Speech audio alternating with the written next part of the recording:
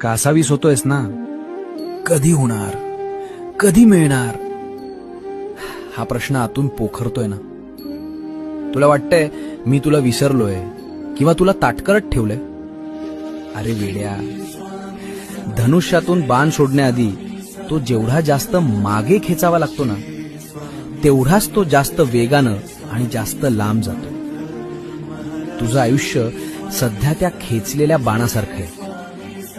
तुला जो हा त्रास होतोय तो तुला मागे खेचण्यासाठी नाही, तर तुला सर्वात मोठी झेप घेण्यासाठी तयार करतोय. सोडू नकोस तो संयम. आता फक्त काही क्षणांचा खेळ उरलाय. ज्या क्षणी मी ही दोरी सोडेन ना, त्या क्षणी तू थेट यशाच्या शिखरावर असशील. लोक बघतच राहतील की हा इतका लांब पोहोचला कसा. तयार राहा, टार्गेट समोरच आहे.